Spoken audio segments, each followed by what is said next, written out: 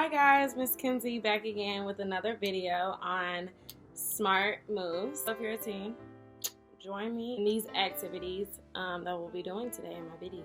Our first activity, the goal is to encourage you guys to focus on decision-making process and seek solutions that will be most successful in resolving conflict that arise when you have peer influence. I want you guys to think about this question before we get into the activity today.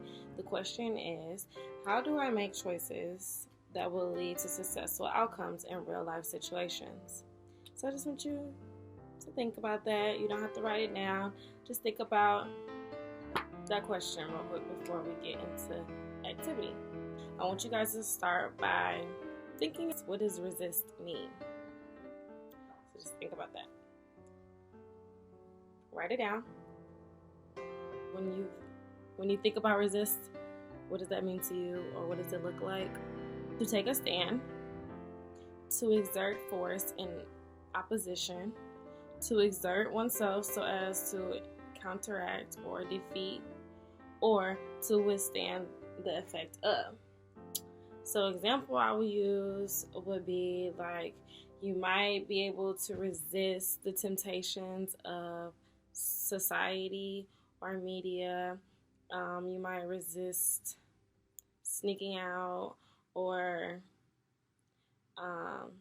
you might resist the urge to download an app in spite of your parents' objections. They don't want you to. First activity, you just need a pencil or a pen and a piece of paper. First, I want you guys to write down skills I need and ways to resist negative influence. Write it down on your piece of paper. I want you to think of skills or characteristics a person needs to resist negative peer influences.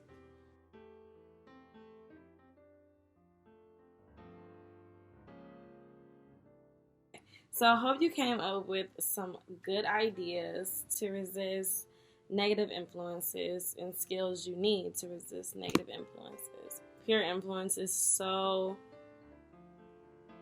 it's pressure, it's acceptance from your peers. It's very hard to say no and to be different and not go with the flow of things or what other people are doing or what your friends are doing.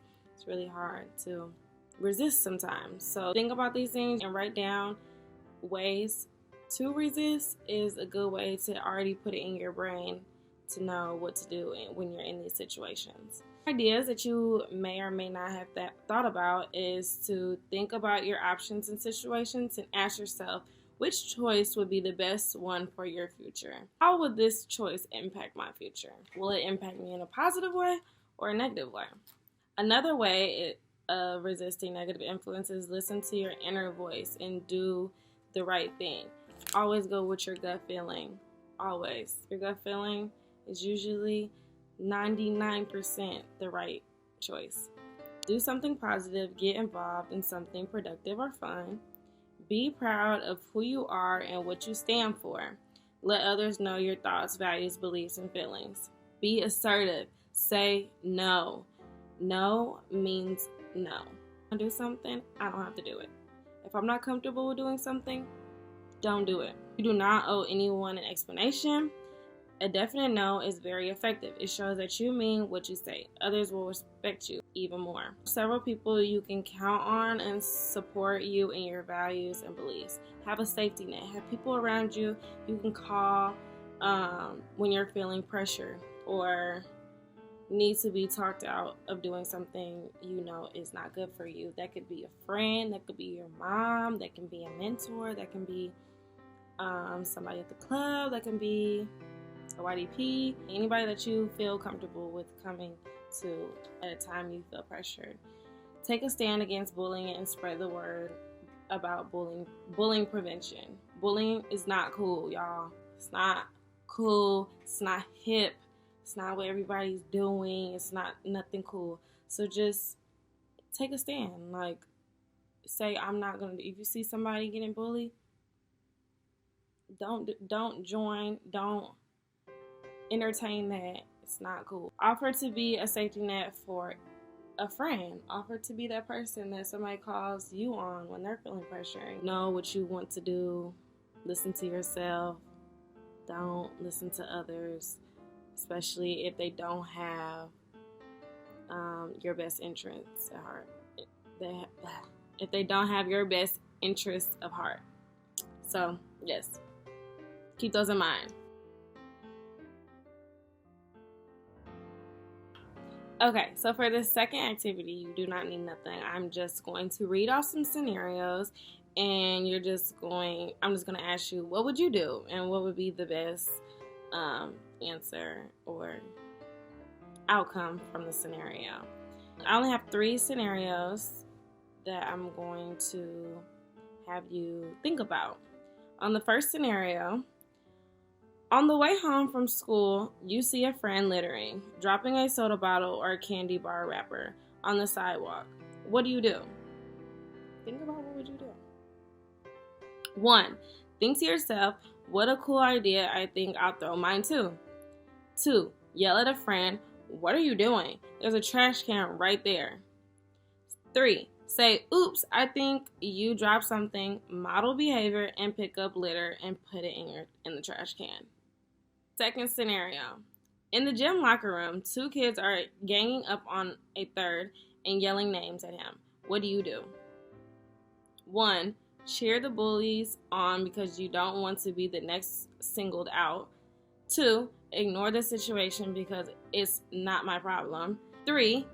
Find other members and go find an adult immediately. For the third scenario, you are visiting a friend's house after school to do homework when the parents aren't at home. All of a sudden, your friend lights up a cigarette and says, you're a wuss if you don't try it. What do you say? 1. Sure, one time can't hurt. 2. Hey man, that's illegal.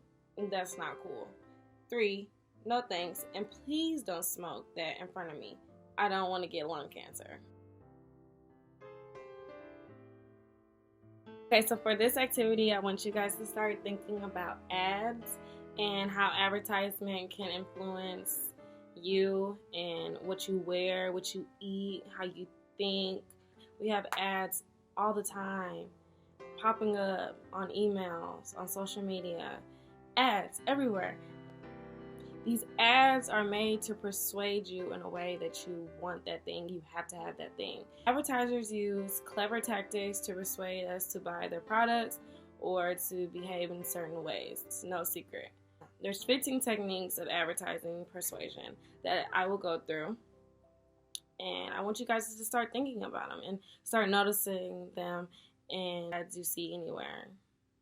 Think to yourself, what are the underlying messages of these ads? What are the implied promises? Are they realistic? Will you really turn into a superstar athlete if you wear a certain brand of clothing? By knowing these tactics, it will prevent you from reacting impulsively and emotionally when you see ads, and it will prevent you from spending your money on stuff that you really don't need. We're having a regular day, and then the ad pops up, you're like, oh, I want that purse. I want that purse so bad. I want those shoes. Bad. All right. So number 1, the basic ad. This is the simplest message. The ad just tells people to buy the product, and if they have seen or heard the ads often enough, they may purchase it the next time they shop. It's the basic ad. It's just mostly the regular ads you always see. The eye appeal. The ad suggests how good something tastes. For example, alcohol, cigarettes, by showing people enjoying it. Often a clever perspective will be used to make the product looking glamorous. Happy family appeal. A mother in an ad assures mothers and the viewing audience, your family will be happy and healthy if you buy. Or if you want to show how much you love your wife, give her. Experts say, a golfer should know about golf balls. A chef is an expert about food. People usually trust experts. When the American Dental Society says that Crest toothpaste helps prevent tooth decay, Crest became the best-selling toothpaste in the country. Sometimes the ad will use fake experts, an actor who plays a doctor on TV, to advertise headache medicine, for example. Another one is the famous people say. When famous people say they like a product, viewers and readers may choose to follow their example. A sports star knows more about sports than we do, but does she or he know more about cereal or cologne? They'll usually use this in sports magazines. They'll have LeBron or Steph. Another technique is the snob appeal. This technique caters to people's desires to be, or at least to look or feel rich. Don't your guests deserve the best? The ad tries to make us feel that we will be better than the average person if we use this product. Another technique is the youth appeal. Many ads are aimed at the youth market, which is you. They'll target older people. They will use techniques to make them want to look and feel young. Not only do young people buy a lot of things, they often persuade their parents to purchase particular brands and products. Mom, I want those Nikes. I would always tell my mom, I want this, I want this. Another technique is symbols. A symbol is a quick way to convey a message. By now, we all associate the golden arch with McDonald's fast food. The Nike swoosh logo is the Apple used for an Apple computer or iPad. This right here is a symbol. These Adidas symbol. You know it's Adidas. You see a swoosh, it's Nike. Another technique is everybody likes. The message is get on the bandwagon. Our product is so popular, you should like it. Crowds of people are shown smiling as they use this product. Another technique is new and improved to attract attention to an already established product, often non-essential feature like differently shaped package or new and improved flavor. Another technique is the humble approach. Another way to sell is to admit the company or product is not the best or biggest. We're number 2, so we try harder. Another technique is using statistics. Companies take surveys to find out how many people like the product, then use those figures to persuade other people to try the product. Another technique is concern for the public good. We don't pollute the air. We keep kids from dropping out of school. We're invested in our country's future. Message is that people should have faith in the product of a company that is obviously civic-minded. Another technique is the sex appeal.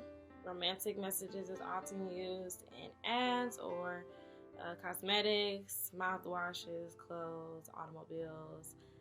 The ads suggest that people will be more attractive or more popular if they use the product. And the last technique is humor. Some funny commercials have become famous. Such comic ads often give a product nationwide recognition. So think about those. Think about where you've seen those. Think about ads that use this. Think about magazines that use these techniques. It's important because you do not want to be persuaded into something that you really don't need or want. See something you really want that Nike shoe? That's okay. It's just good to be aware of techniques to steer clear of stuff that you don't need or want or have a negative influence on you. If we know what the advertisers are trying to do, we can resist being manipulated into buying or doing something that isn't right for us. Think about if you're participating in any of these advertisements. Are you wearing items with brand names that are displayed prominently? Probably so. I want to encourage you to be more sophisticated consumers. As you grow older, you should buy things because you want them, you need them. It will affect how you spend money. You will spend money differently now that you learn these perspectives and persuasive advertising techniques and using their ads to make you not do something. Like I know MTV shows a lot of ads like preventing you from juuling, preventing you from still doing cigarettes and having nicotine in your body. The opioid epidemic, I see that a lot of ads. Yeah. Even presidential ads. When you turn 18, they'll even persuade you to vote in a certain way. Next time you see an ad and you really want to, think about what technique they had to persuade you in that way. Examine ads when you're watching TV, when you're on social media, when you're on YouTube. Even YouTube, they have so many ads all the time popping up. So that's all I have for you guys today. In this unit, I will be back with more videos, hopefully. Yeah, like, subscribe, comment down below. Yes, okay. Bye, guys. See you later.